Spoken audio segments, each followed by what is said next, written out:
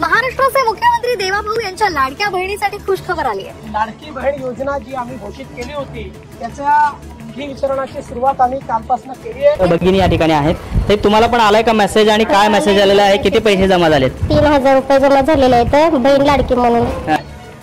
मे महिन्याचा 11वा हप्ता खरोखर सुरू झाला। आता लगेच बहिणींच्या खात्यात पैसे टाकण्याचे आदेश। आता कोणत्याही क्षणी बहिणींना मेसेज येणार, पण लाडक्या बहिणींसाठी आता वयाची अट। राज्य सरकारने लाडक्या बहिणींच्या वयानुसार एक नवी यादी तयार केली। आता तुमचं वय किती आहे यावरून तुम्हाला हप्ता किती मिळेल हे ठरणार आहे। तसेच बँकांचाही एक नवा नियम आलाय। सर्व बँकांच्या खात्यात मेचा हप्ता जमा होणार नाही। काही बहिणींचे बँक खाते आता रद्द झालेले आहेत। एप्रिलचा हप्ता यायला भरपूर उशीर झाला, त्यामुळे मेचा हप्ता लगेच खात्यात येणार आहे। काल रात्री 36 जिल्ह्यापैकी 4 जिल्ह्यामध्ये वाटपाचे आदेश दिलेले आहेत। आदेशानुसार हप्ता वितरणाला सुरुवात झाली, पण या हप्त्याचे पैसे आता वयानुसार मिळणार। लाडकी बहीण योजनेचा 11वा हप्ता हा वयानुसार मिळणार आहे। राज्य शासनाकडून लाडक्या बहिणींच्या वयानुसार यादी तयार झाली। आता तुमचं वय नेमकं किती आहे त्यावरून तुम्हाला हप्ता किती मिळेल की मिळणारच नाही हे तुम्हाला आता जाणून घ्यावं लागेल। मे महिन्यामध्ये लाडक्या बहिणींसाठी नियम बदलला आहे। या महिन्यात बँक खात्यांचा देखील एक नवा नियम बदलला आहे। आता फक्त याच बँकेत पैसे येणार, तर या 4 बँकेमध्ये अजिबात पैसे येणार नाही। या 4 बँकेमध्ये खाते असणाऱ्या बहिणींचे पैसे बंद होणार। काल अचानक 16.5 लाख बहिणी अपात्र झाल्यात, योजनेमधून बाहेर गेल्यात। काल दुपारी 16.5 लाख बहिणी अशा होत्या की ज्या अचानक योजनेतून बाहेर काढण्यात आल्या। त्या सर्व नियमात बसत होत्या, पण त्यांनी एक छोटीशी चूक केली होती, त्यामुळे त्या बाहेर गेलेल्या आहेत। आता तुमचं वय नेमकं किती आहे?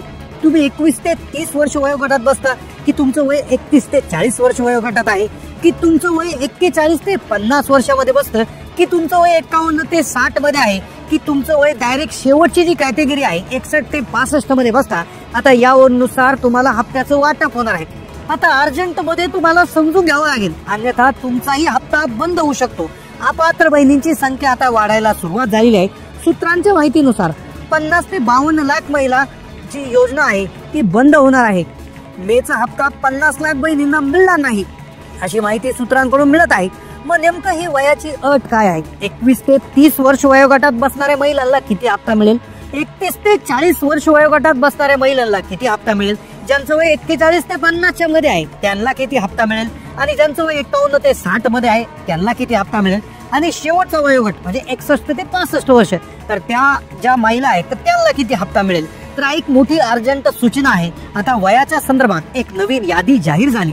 या यादीमध्ये काय निकष लावण्यात आलेले आहेत। सोबत लाडकी बहीण योजनेमध्ये 6 मोठे बदल झालेले आहेत, ज्यामुळे 16.5 लाख बहिणी काल अचानक बाहेर गेल्यात। त्यांच्याकडनं एक चूक झाली, ही चूक तुमच्याकडून जरी झाली तरी तुमचंही नाव योजनेमधून बाहेर जाऊ शकतं। तुम्ही सर्व नियमात बसत जरी असाल तरी तुम्ही बाहेर होऊ शकता। या एका चुकीमुळे आज त्या महिला खूप दुःखी आहेत, कारण की एका छोट्या चुकीमुळे त्या बाहेर गेल्यात। आता वयाची अट नेमकं काय आहे, कोणत्या वयानुसार किती पैसे मिळणार, किती वय असल्यावर पैसेच मिळणार नाही हे तुम्हाला अर्जंट पाहून घ्यावं लागणार। लाडकी बहीण योजनेचा 11वा हप्ता आता लगेच सुरू करण्यात आलाय। काल रात्रीच आदेश देण्यात आलेले आहे। बँकांना निधी दिलेला आहे, पण बऱ्याचशा महिलांना अजूनही मागचे हप्ते जमा झालेले आहेत। महिलांना प्रॉब्लेम येत होते, आता हप्ते बंद होतात की काय या संदर्भात स्वतः आदितीताईंनी स्पष्टीकरण दिलंय। आदितीताईंनी सांगितलं की कालपासून 36 जिल्ह्यामध्ये पैसे वाटपाचे आदेश दिलेले आहेत। दररोज 4 ते 5 जिल्हे घेण्यात आलेले आहेत। 6 प्रशासकीय विभागामधून 1 ते 2 जिल्ह्यांची निवड आता करण्यात येणार आहे। आता विभागानुसार कोणत्या कोणत्या जिल्ह्यात पैसे वाटप होईल हे तुम्हाला ऐकून घ्यावंच लागेल, अन्यथा वयानुसार तुमचा हप्ता होऊ शकतो बंद। सोबत कोणत्या 12 बँकेत पैसे येतील आणि 4 कोणत्या अशा बँका आहेत की ज्यामध्ये पैसे अजिबात येणार नाही आणि ज्यामध्ये सगळ्यात जास्त महिलांचे खाते उघडलेले आहे त्या बँकाची नावे पाहून घ्या, कारण की या बँकाचे नाव तुमचं बँक खाता असेल तर तुम्हाला तुमचं खातं बदली करून घ्यावं लागेल।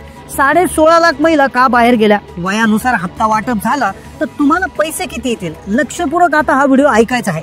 पहा, 16.5 लाख बहिणी ज्या आहेत त्या बाहेर का गेलेल्या आहेत। खूप छोटासा प्रॉब्लेम झाला, एक छोटीशी चूक त्यांची झाली जी बँक खात्याच्या संदर्भातली चूक आहे। 2-3 गोष्टी तुम्हाला 11व्या हप्त्याच्या आधी करणं खूप गरजेचं आहे। मे महिन्याचा जो 11वा हप्ता आहे तो सुरू झालाय, तो आपोआप जमा होणार नाही। जसे पहिले हप्ते तुमचे आपोआप जमा झाले, हा अजिबात आपोआप जमा होणार नाही। तुम्हाला वाटत असेल की आपोआप मेसेज येईल, आपोआप पैसे जमा होतील, पण आता तसं होणार नाही. बऱ्याचशा बहिणींना कालपासून पैसे जमा होत आहे, पण कोणी कोणाला खरं सांगत नाही. त्यामुळे तुम्हाला एक काम तुम्ही केलं तर अर्जंट पैसे जमा होतील, नाही तर अजिबात जमा होणार. तुम्हाला पहा काही गोष्टींची लवकरात लवकर काळजी घ्यावी लागेल, काही गोष्टी अर्जंटमध्ये कराव्या लागतील. तुमच्या वयानुसार किती हप्ता होईल हे जाणून घ्यावं लागेल. कारण की पहा आता मे महिन्यामध्ये लाडक्या बहिणींसाठी काही नियम बदललेले आहेत, काही वेगळे निर्णय घेतलेले आहेत. त्यानुसार आता वयानुसार हप्ता वाटप केला जाणार आहे. आता तुम्हाला समजून घ्यावं लागणार आहे की तुमचं वय किती मध्ये बसते. एकदा कमेंट करा तुमच्या वयाची जी कॅटेगरी आहे, टप्प्यावाईज तुम्हाला आता हप्ता मिळण्याची शक्यता त्यामध्ये. आता वयाची अट नेमकं काय आहे, कोणत्या 9 जिल्ह्यामध्ये सर्वात आधी पैसे येतील, कोणत्या बँका ज्या आहेत त्या यादीमधून त्यांची नावं वगळलेली आहेत, 16.5 लाख बहिणी का अचानक बाहेर गेल्या, त्यांची काय चूक झाली, लक्षपूर्वक आता पाहणार आहोत. आता पहा, या 16.5 लाख बहिणींचा असं प्रॉब्लेम झाला, म्हणजे प्रॉब्लेम अर्थात त्या कुठल्याच अटीमध्ये त्या ठिकाणी अपात्र झाले, सगळ्या अटीत बसत होत्या. म्हणजे त्यांच्याकडे ना 4 किंवा नव्हते, ना त्यांच्याकडे त्यांचं उत्पन्न जास्त होतं, ना त्यांच्या घरात कोणी सरकारी कामगार होतं, ना कोणी आयकर भरत होता. एकदम गरीब, गरजू आणि अत्यंत गरज असलेल्या ह्या महिला होत्या, अगदी पात्र महिला होत्या. पण त्यांच्याकडून एक छोटीशी चूक झाली. ती चूक कोणती झाली, ती तुमच्याकडून जरी झाली तरी तुमचा मे पासून हप्ते बंद होऊन जातील. म्हणजे नुसता मेच नाही तर जून, जुलै, ऑगस्ट, सप्टेंबर, ऑक्टोबर म्हणजे पुढे कोणतेच हप्ते येणार नाही. ती चूक क्लिअर करून घ्या. तुम्हाला काय करायचंय बघा, आता लक्षपूर्वक ऐका. तुमचं आधार कार्ड आणि बँक पासबुक जे आहे तर ते घेऊन बसा, शेजारी घेऊन बसा. आधार कार्डवरचं तुमचं नाव आणि बँक खाते पुस्तकावरचं नाव हे सारखं आहे का पहा, ते एक्झॅक्टली सेम असणं गरजेचं आहे. म्हणजे कुठल्याही प्रकारची स्पेलिंग मिस्टेक त्याच्यामध्ये नसावी. ते अगदी बरोबर बारीक लक्ष करून चेक करून घ्या. या गोष्टी चेक करणं होणं गरजेचं आहे. अरे बघा, तुमचं आधार कार्डवरचं नाव, तुमचं बँक खाते पुस्तकावरचं नाव आणि लाडकी बहीण योजनेमध्ये जवळ अर्ज भरला तर ते नाव, ही तीनही नावं एक्झॅक्टली मॅच होणं गरजेचं आहे. तरच पैसे मिळतील. आता तुम्हाला आम्हाला मागचे पैसे तर मिळाले, एप्रिलचे मिळाले किंवा मागचे, पण लक्षात घ्या मागच्या वेळेच्या नियम गोष्टी वेगळ्या होत्या. आता बऱ्याचशा गोष्टी बदलल्या. आता वयानुसार हप्ता वाटप होणार आहे. त्यामुळे हळूहळू ज्या गरजू बहिणी आहेत, ज्या खरोखर ज्यांना गरज आहे त्यांना सरकार पैसे देणार आहे. मग कदाचित तुम्ही गरजू असूनही तुम्ही अपात्र होऊन जाल. त्यामुळे ही गोष्ट एकदा चेक करा, कमेंट करा काय प्रॉब्लेम येत असेल तर. कारण की पहा, आता 12 अशा बँका आहेत की ज्यामध्ये पैसे येणार आणि 4 बँकेत खाते आपोआप बंद होऊन जातात. वयानुसार जे वाटप आहे ते सुरू झालेलं आहे. आता वयानुसार काय अट आलेली आहे, वयाची नवी यादी कोणती आलेली आहे, लक्षपूर्वक जाणून घ्या. आता कोणत्या वयोगटातल्या महिलांना पैसे मिळतील, कोणत्या वयोगटातल्या महिलांचे पैसे बंद होतील, आता 2100 मिळणार की 1500 मिळणार की काहीच मिळणार नाही, वयानुसार कसं ठरणार आता लगेच जाणून घ्या. पण त्याआधी बँक खात्याच्या संदर्भातला एक नियम आलाय. 4 बँका ज्या अशा आहेत की योजनेतून बाहेर काढल्यात. 4 बँकेत भरपूर महिलांची खाती होती. 4 बँका पूर्ण महाराष्ट्रभर आहेत. त्या महिलांच्या बँक खात्यामध्ये पैसे आता अजिबात जमा होणार नाही. आता पहा, ह्या ज्या बँका आहेत यातली पहिली क्रमांकाची बँक आहे तर ती म्हणजे पतसंस्था आहे. आता पतसंस्था ही अशी छोटीशी बँक असते ती बऱ्याचशा शहरांमध्ये असते किंवा खेडोपाडी असते. पतसंस्थेमध्ये जर तुम्ही खातं जर उघडलं असेल तर ते तुम्ही कदाचित ते ट्रान्सफर करून घ्या. ते तुम्ही नॅशनलाइज बँकेमध्ये ट्रान्सफर करा. मग तुम्ही स्टेट बँक ऑफ इंडियामध्ये करा, बँक ऑफ महाराष्ट्रामध्ये करा, युको युनियन बँकमध्ये करा, इंडियन ओव्हरसीज म्हणजे कोणत्याही तरी बँकेत ट्रान्सफर करा किंवा जवळपास पोस्ट ऑफिस बँक असेल तर त्याच्यात ट्रान्सफर करा. कारण की या पतसंस्थेला IFSC कोड स्वतःचा नसतो. ते IFSC कोड दुसऱ्या कुठल्या तरी बँकेचा घेतात.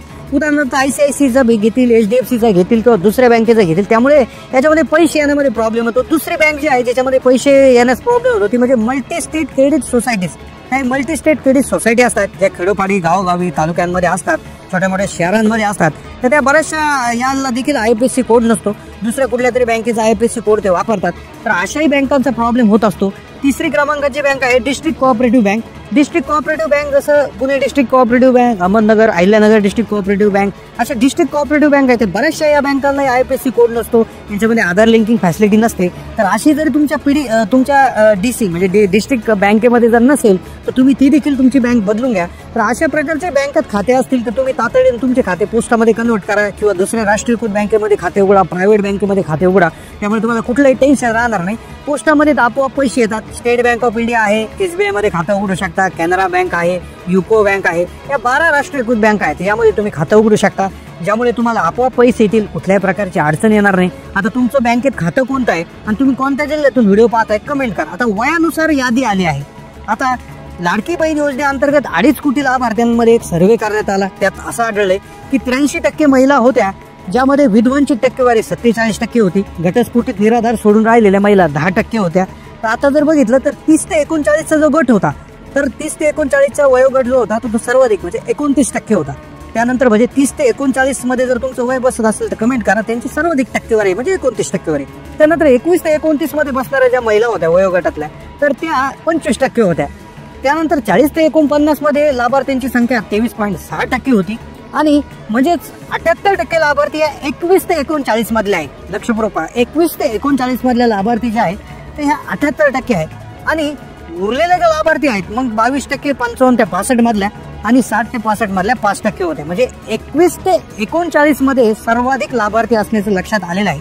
आता पहा, आता कोणाचं मग रद्द होणार? आता ज्यांचं वय वाढून आता 65च्या पुढे गेलंय, ज्यांचं वय आता 65चं 66 झालंय, 65 कंप्लीट झालंय, तर या बहिणींनी वय कमी असताना फॉर्म भरला असेल त्यांचा देखील आता लाभ बंद होणार आहे. ज्यांचं वय त्या ठिकाणी फॉर्म भरताना 64 होतं, 64.5 होतं आणि त्यांचं